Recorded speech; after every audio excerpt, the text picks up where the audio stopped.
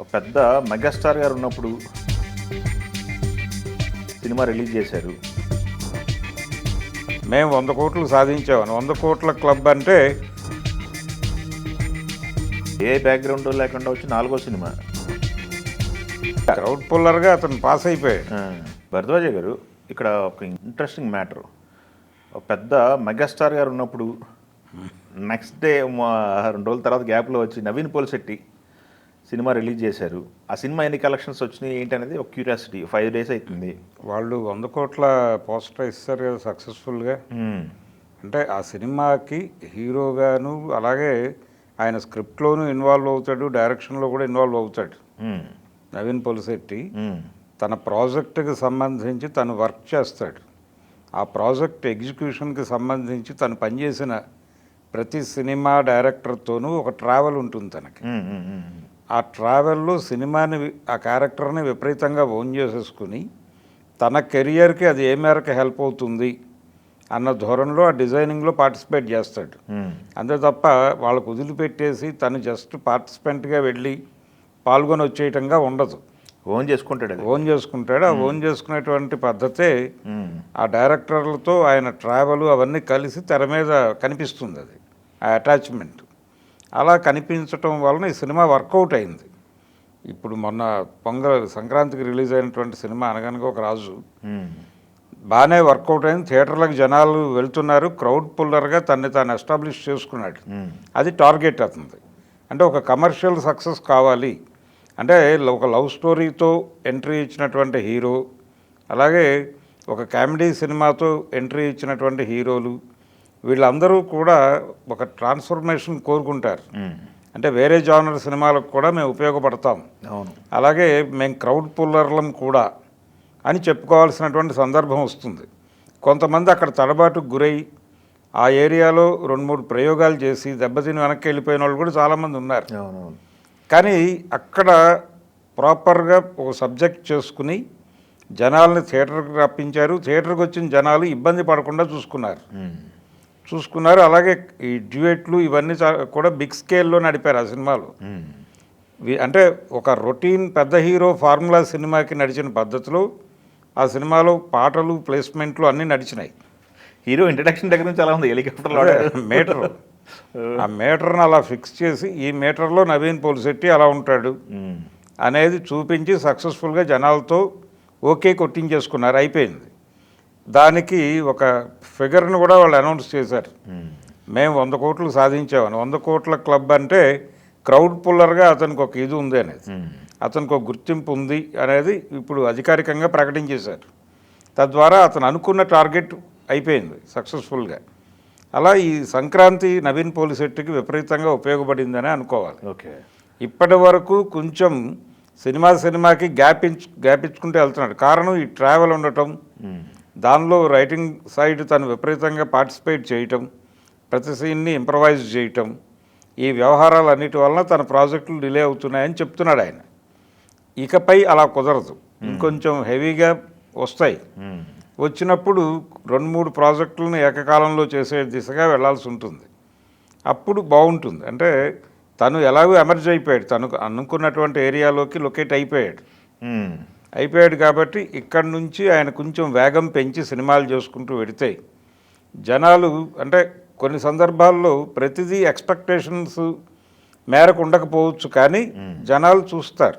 ఇప్పుడు నాకు తెలిసి 4వ సినిమా కదా. అవును. ఏ బ్యాక్గ్రౌండ్ లేకుండా వచ్చి 4వ సినిమాతో 100 కోట్ల క్లబ్ అంటే ఆయన థియేటర్కి జనాలు రావడానికి యాక్సెప్ట్ చేస్తారు. ఆయన యాక్సెప్ట్ చేస్తారు ఫుల్గా. క్రౌడ్ పుల్లర్గా అతను పాస్ అయిపోయాడు. ఈ పాస్ అయిపోవటం అంటే ఈ సినిమా మీద ఎక్స్పెక్టేషన్స్ ఉన్నాయి జనాల్లో. అతను ఉంటే అతని ఇన్వాల్వ్మెంట్ వలన కావచ్చు, సినిమాలో కొత్తగా కొన్ని సన్నివేశాల రూపకల్పనలో అతని ప్రమేయం ఉంటుందని నమ్ముతున్నారు. కాబట్టి ఆ కొత్తదనం ఏదైతే వాళ్ళు కోరుకున్నారో అది ఉంది సినిమాలో. దాంతోపాటు ఒక రొటీన్నెస్ని కూడా కొత్తగా అతను ఉండటం వలన కొన్ని రొటీన్ సన్నివేశాలు ఫ్రెష్గా అనిపించినాయి. అంతే, అది వర్కౌట్ అయిపోతే చాలు. ఇంకా అతను రొటీన్ కమర్షియల్ సినిమాలు 2-3 చేసేస్తే అదే స్థిరపడిపోతాడు. ఆ స్థిరపడిపోవడానికి సంబంధించిన పునాది వేసింది ఈ సినిమా. అందుకని ఇది సక్సెస్ఫుల్గా అతను అనుకున్నటువంటి మిషన్ కంప్లీట్ అయిపోయింది కాబట్టి హ్యాపీ. ఎస్ ఎస్ హ్యాపీ తెలుగుకి ఒక క్రౌడ్ పుల్లర్ దొరికాడు, అది ఎంజాయ్ చేస్తున్నాడు ఇప్పుడు నవీన్ పోలిశెట్టి. అతను ఇంతకు ముందు చేసిన సినిమాల నుంచి దొరికినటువంటి రిసెప్షన్ ఇది, అది ఇబ్బంది పడకుండా చూసుకోవాలి నెక్స్ట్ ప్రాజెక్టుల్లో. అవును. ఆ మేరకు జాగ్రత్త తీసుకుంటే సరిపోతుంది. ఇక్కడ ఒక వచ్చేసింది కాబట్టి నెక్స్ట్ టైం ఓపెనింగ్స్కి ఇబ్బంది ఉండదు, స్కోప్ ఉంది. ఓపెనింగ్స్ వచ్చేస్తే వచ్చిన వాళ్ళతో పాజిటివ్ టాక్ బయటకు వెళ్తే చాలు. సినిమా పర్లేదు అన్నా కానీ జనం వస్తారు. ఇప్పుడు ఈ రోజుల్లో హిట్ ఫార్ములా అంటే అదే కదా, వచ్చిన ఆడియన్ని విసిగించకుండా చాలు, అంతే చాలు. విసిగించకుండా ఉంటే అయితే సినిమా పాస్. ఈ సినిమాతో పాటు 2 సినిమాలు రిలీజ్ అయినాయి ఇలాంటివి. ఆ 2 సినిమాల్లో ఒకటి శర్వానంద్ది. అవును. శర్వానంద్ నుంచి వచ్చినటువంటి నారీ నారీ నడుమ మురారి సినిమాకి దీనికి మధ్య ఒక ఏమిటి కంపారిజన్ ఉంది. ఆ కంపారిజన్లో శర్వానంద్ సినిమా మీద జనాలకి పెద్దగా అంచనాలు లేవు. సినిమా బాగుంది అంటే టాక్ స్ప్రెడ్ అయిన కొద్దీ జనాలు అటువైపు చూస్తున్నారు. అవును, థియేటర్లు లేవు ఫస్ట్ వీక్. అంటే అది ఒక ప్రాబ్లం అయింది దానికి, అదొక ఇబ్బంది. అంటే వాళ్ళు మల్టీప్లెక్స్లో లొకేట్ చేశారు ఎక్కువ శాతం, సింగిల్ స్క్రీన్స్లో పెద్దగా దానికి ఆక్యుపేషన్ దొరక్కపోవడంతో ఏమైందంటే మల్టీప్లెక్స్లు ఎక్కువ అయిపోవడంతో దాని తాలూకా టాక్ బయటకు రావడానికి కొంచెం టైం తీసుకుంది. వెళ్ళాలనుకున్న వాళ్ళకి ప్రాపర్ ప్లేస్మెంట్లు దొరకలేదు, అది ఇబ్బంది. ఇప్పుడు స్క్రీన్స్ పెంచుతున్నారు దానికి.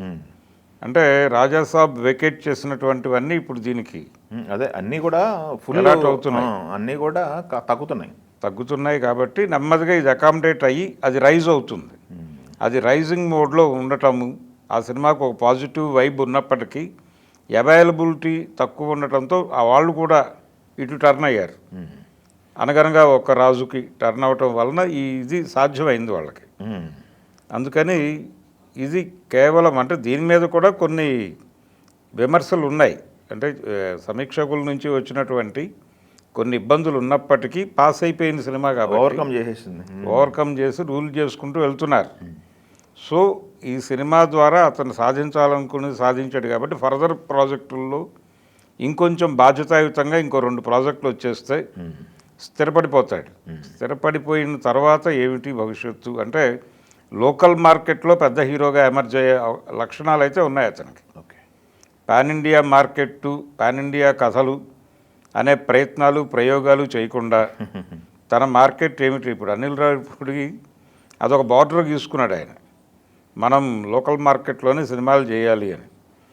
పాన్ ఇండియా మార్కెట్ని అట్రాక్ట్ చేయాలనే పేరుతో విచిత్రమైన కథలు, విచిత్రమైన పోకడలు, వేరే లోకాలేవో క్రియేట్ చేయటాలు, ఇలాంటి వాటిలోకి వెళ్ళిపోతే మళ్ళీ ఇబ్బందులు ఎదురవుతాయి. అందుకని తను తాను ప్రాపర్గా లొకేట్ చేసుకుని ఒక ప్రాపర్ స్క్రిప్టులతో వెళ్ళిపోతే అతనికి డోకా లేదు. సో ఆ దిశగా బండి నడిపిస్తే మంచిది. నవీన్ పోలిశెట్టి అతను మొదటి సినిమాతోనే జనాలను పట్టుకున్నాడు. శ్రీనివాస్ ఆత్రేయతోనే డిటెక్టివ్గా అతను ఆ హ్యూమర్ జనరేట్ చేయటము, అలా ఆ ఒక జానర్లో అతను సెటిల్ అయ్యాడు, జనాలని బాగా పట్టుకోగలిగాడు. ఆ తర్వాత సినిమా జాతిరత్నాలు ఇవన్నీ కూడా కలిసి వచ్చినాయి. కాకపోతే అతను భారీగా ఎక్స్పెక్ట్ చేసిన సినిమా అది శెట్టి పోలిశెట్టి సినిమా. అది కూడా బాగానే వచ్చింది, 20 కోట్లు పెడితే 50 కోట్లు వచ్చినాయి. ప్రాఫిటబుల్ ప్రాజెక్టే, కానీ వాళ్ళ అంచనాలు ఇంకా ఎక్కువ ఉన్నాయి ఆ సినిమా మీద. ఆ అంచనాలు రీచ్ అవ్వలేదు కానీ ప్రాఫిటబుల్గా బయటకు వచ్చేసింది. ఈ సినిమాతో అది ఫుల్ఫిల్ అయింది. కాబట్టి ఇప్పుడు సినిమాకి గ్యాప్ తీసుకోకుండా కొంచెం వేగంగా సినిమాలు చేసుకుంటూ ఈ ఇమేజ్ని స్థిరపరచుకునేటువంటి దిశగా ప్రయాణం నడపాలి అతను.